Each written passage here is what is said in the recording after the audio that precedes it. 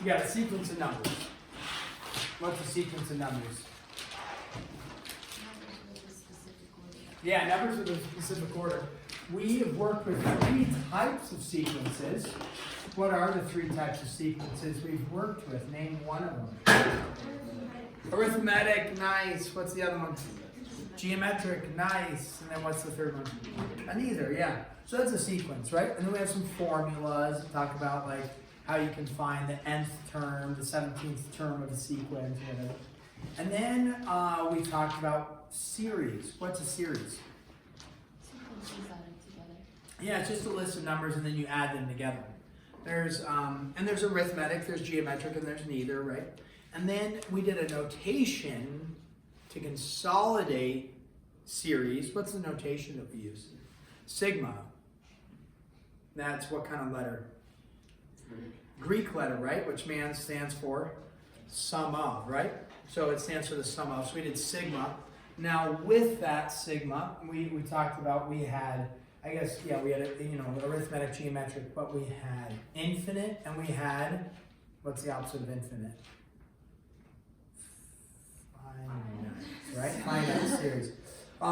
Can you have the sum of a finite arithmetic series? Yeah, absolutely. It stops, and so you just add up all the numbers, right? Can you have the sum of a finite geometric series? Yeah, finite means it stops, so you add them all together. Can you have the sum of an arithmetic infinite series? No. In arithmetic, right, you're always adding something, so it's always going to get bigger and bigger and bigger and bigger. What about geometric? We talked about that. Can you have the sum of an infinite geometric series? Yes, if you recall. If the series excuse me, is doing what? Getting bigger or smaller for geometric, for infinite geometric series? Can you have the sum of? Smaller, right? If you're adding a smaller and smaller and smaller and smaller number, okay? So that's the sequences in series. We've learned all that. Today we're going to kind of expand, or not necessarily expand, we're going to branch out, and in some sense, there's a little bit of sequence series pattern to this, but it isn't we're not adding series, we're not adding formulas or anything like that. We're actually just going to talk about binomials, and so it's a little bit different from what we've been doing. So we're not really compounding what we've been learning and adding another equation to find the sum of something, or talk about series and sequences. We're actually just going to jump and talk about binomials. Now, when we talk about binomials, we have a binomial would be 2 terms, right? A plus B. So what is A plus B to the 0 power? What's anything to the 0 power? 1, right? That would be equal to 1. Then if you said, what's A plus B to the first power? Well, A plus B to the first power would just be A plus B, right? Now, we're not going to do too many of these, but we'll do a couple of them. What's A plus B squared? Well, if it's A plus B squared, you have to FOIL that, right? Don't distribute. That would be a post-spring break comment that it would be A squared plus B squared. That's not true, right? You have to FOIL, right? So we do know that, right? So it would be A squared plus 2AB plus B squared. Maybe you remember that, maybe you don't. You should remember that. Okay, so we can FOIL that together. Now, when we get to A plus B quantity cubed, right, that we don't have like you may not, be able to do that off the top of your head, like, oh yeah, that's blah, blah, blah. Like this one, we've worked with enough that maybe you remember what it is. I do. This one is easy. It's just A plus B. This one's easy because it's 0, so 1. But A plus B quantity cubed, that would be A plus B squared times another A plus B. So really what it would be is like A plus B times A squared plus 2AB plus B squared, which is, right, A plus B squared. And then you would have to FOIL. You would get A cubed plus 2A squared B plus AB squared plus A squared B plus 2AB squared plus B cubed, right? So you'd have to do this, and then you could simplify it where it's A cubed plus 2, there's 3 of them, 3a squared b plus 3ab squared plus b cubed, like that. Once you simplify it all together, right? And you combine that one, and then you would have this. Now we're not going to do any more, but you could keep going. A plus b to the fourth, a plus b to the fifth, a plus b to the sixth. So what we're looking at is binomials, right? Binomial, binomial, binomial, and then expanding them. So we call it a binomial expansion because, you know, a plus b squared, you expand it out, you multiply it out. A plus b cubed, you multiply it out. A plus b to the fourth, you multiply it out. So you're expanding the binomial. It's called a binomial expansion. Now with this, what we start to see is some sort of pattern. And the pattern is this. If you look at the coefficients, what's the coefficient here? 1. What's the coefficient here? 1. What's the coefficient here? 1. And then 2. And then 1, right? And then 1. And then 3. And then 3. And then 1. Okay? And if we were to take that, what we actually start to see is, we actually start to see some sort of triangular shape forming. And that triangular shape, if you will, what was discovered by Pascal was this triangle, and it's actually called Pascal's triangle. And what it was this discovery of the coefficients on binomials being expanded. There's a pattern to it.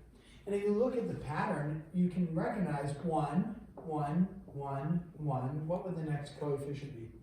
1, right? Going on the outside. Now, the inside gets a little trickier, but there's a pattern to it. And so what it is this. We'll go like this, 1, 1. This would represent our coefficients. So a 1, a 1, and a 1. And then the next layer is going to be 1, 2, 1. So we're going to go 1, 2, 1. Then the next layer is going to be 1, 3, 3, 1. 1, 3, 3, 1. Okay? And you start seeing this pattern. Now you might not, I mean, if you look in the book, you can see what the pattern is. Or you could look and say, I wonder if I could recognize what the next pattern is going to be. Well, the next number, that one's pretty easy. It's the 1 on the outside. But then the question is, what goes here? Anybody want to guess? And if you looked in the book, that's fine. But if you haven't looked, would you have a guess what the next number might be? 4. Okay, that's good. So 1, 4, that is correct. And then here, so you'll notice you're expanding. Like this had 3 terms in it. This had 4 terms in it. This is going to have 5 terms in it. Okay. There has to be a term here, and then a term here, and then a term out there. I'll give you a tip there, and then a tip there. That's going to be 1. Now this one, that's a little bit more challenging. And that one is going to be 6. Okay, now where did the 6 come from? Well, let's try another one. 1, and then what's the next one? What would you guess this is going to be? 5, good. Now we're going to put a 5 on the outside and a 1. Okay. Now though, remember this had 5 terms in it. This has to have 6 terms in it, so I need 2 more terms. I need a term here and a term here. Anybody want to guess what those might be? Maybe 7, 10, okay. We're going to go with 10. That 10's a little bit off on that, but that's fine. Yeah, we're going to go with 10. All right, so what we could just keep going and going infinitely with this.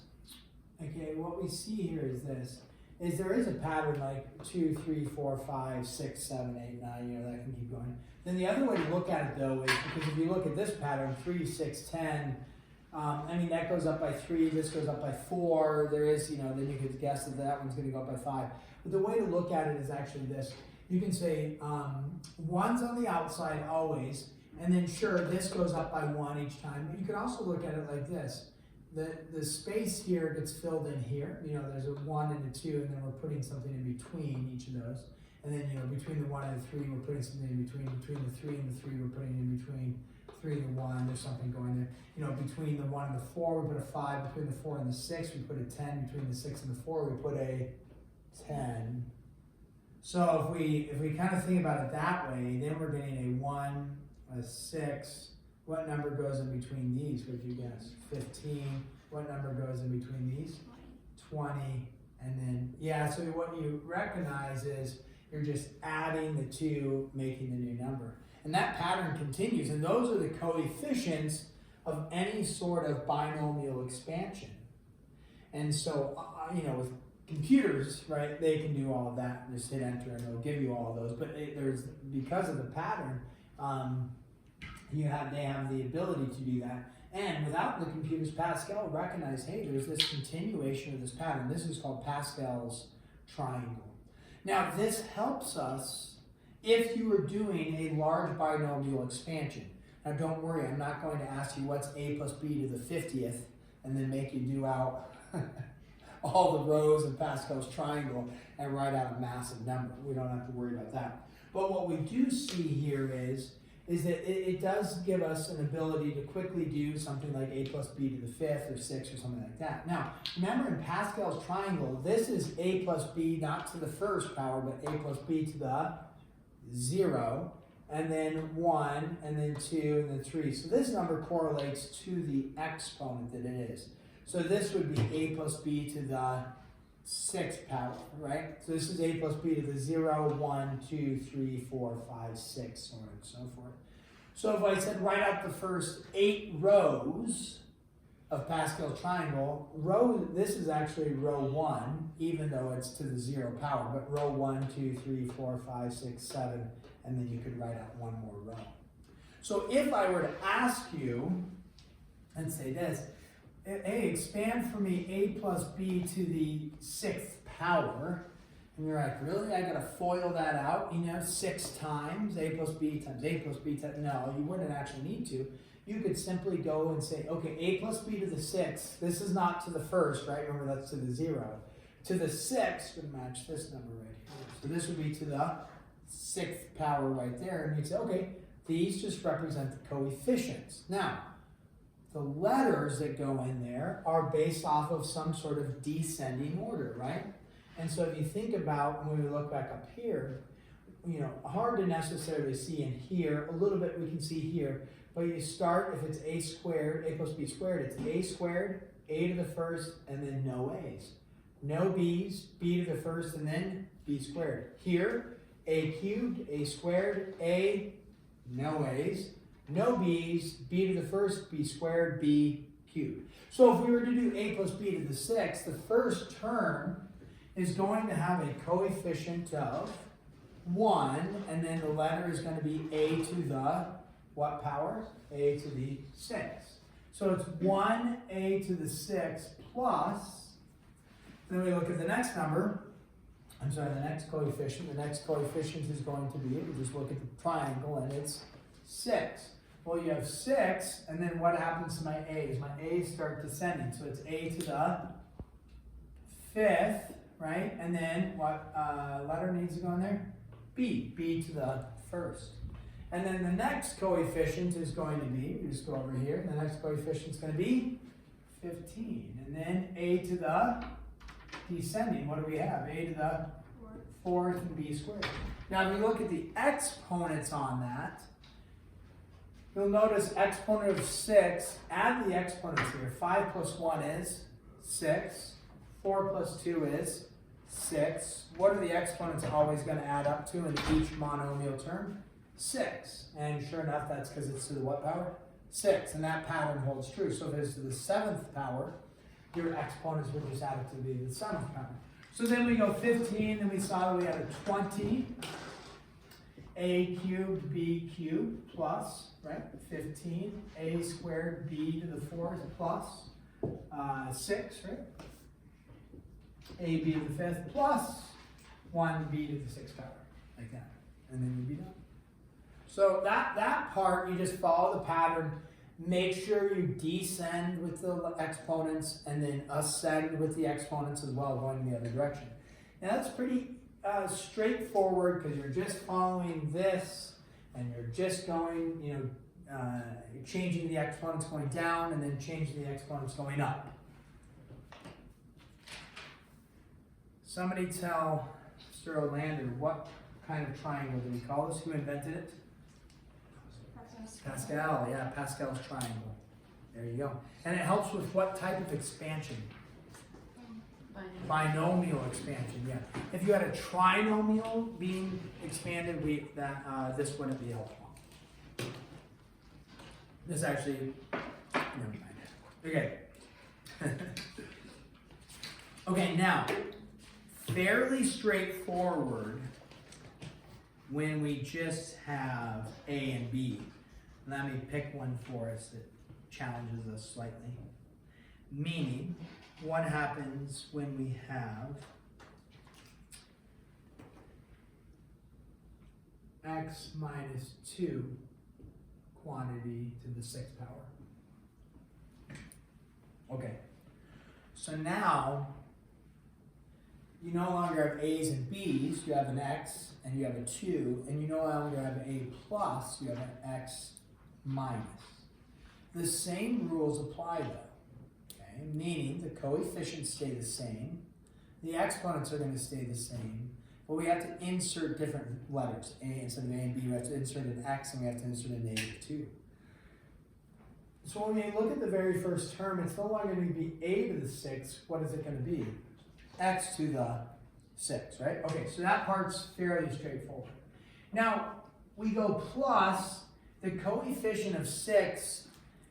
Initially, it's just going to be 6, and then we're going to have to manipulate it, because if you think about it, it was 6 times the a times the b, right? Now it's going to be 6 times the x times the, a -2. Something's going to change for us. So we'll write it out though. 6, remember, a to the 5th, so what is, instead of a, what are we putting in there? X to the 5th, right? Now, instead of b, we have to be a little careful here. This is now not a 2, but a what? -2, and it was to the what power? We didn't write it there, but what power was it to? The first power, right? So I'm going to show it where it is to the first power. So you have this to the 5th, this to the 5th, b to the 1st, this to the 1st, plus 15 stays. Now instead of a to the 4th, what are we going to have? Not a, but what letter? X to the 4th. And then instead of b, what letter do we have? Well, it's not a letter. What number do we have? -2. That's important because the signs are going to change. And it's no longer just to the first power. What is it? It's a -2 what? Squared. Plus the 20 stays. And then instead of a cubed, it's just going to be x cubed. Instead of b cubed, it's just going to be what? -2 cubed. Now, again, on the test or something, I'm not going to give you one where it's going to take you 20 minutes to do this massive expansion and you're like sitting there expanding, right? So, maybe it says write the first 3 terms or, something. You could do the first 3 terms of, x minus 2 to the 6. I mean, you could do this all out. It's not like this is an extreme problem. You just have to keep working at it. A squared, so x squared. B to the 4th, so -2 to the 4th, plus 6 times x, and then -2 to the 5th, plus a -2 to the 6th. What you're going to recognize is that the signs just alternate. It'll go positive, negative, stays a positive, negative, stays a positive, and then so on and so forth. So with those ones, you can recognize a pattern and then kind of get in the flow of, negative. And then the coefficient changes, right? What does it change to? 12x to the 5th. So we no longer see this double variable like that. All of a sudden the variable's gone, it's just x to the 5th because there's only one variable there. And the coefficient is no longer 6 because, well, it was a -2 there instead of a b. So the 6 got multiplied to be a -2, right? Or a -2 times 6. And then this would be a positive. 15 times 4 is 60x to the 4th plus, nope, it's going to be a negative. -2 cubed is -8. 160x cubed. Okay. I think you get the drift, right? And then dot, dot, dot, just so on and so forth. So those ones are pretty straightforward once you kind of get the pattern going.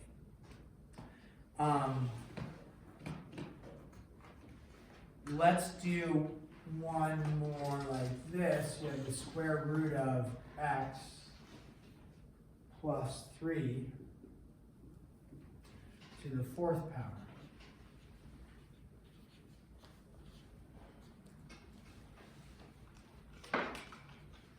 Now you could, right? You could actually FOIL this one out, probably be reasonable. You could just the square root of x plus 4 times square root of x plus 4.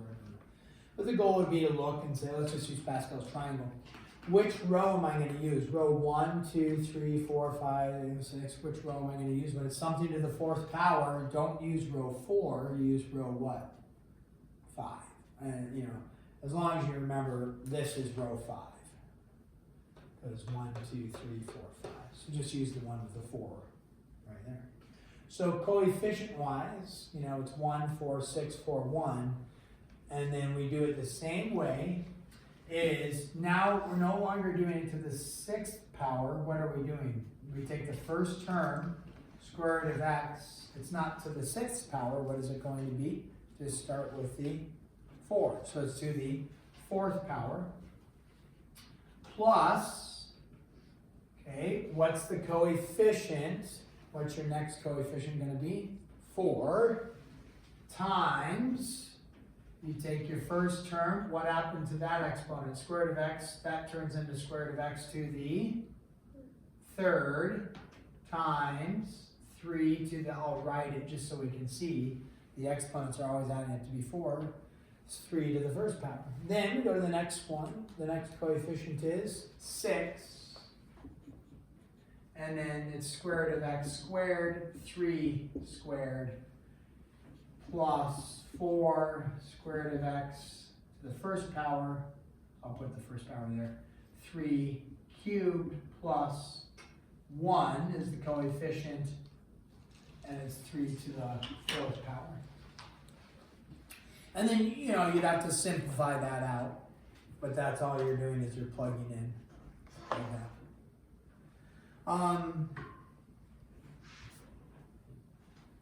Isn't 1 through 11? That's good. Bless you. Okay, so with this, and you again, the bell's going to ring here shortly, but you would need to simplify this out. What's square root of x to the 4th power? What does that end up giving you? X squared.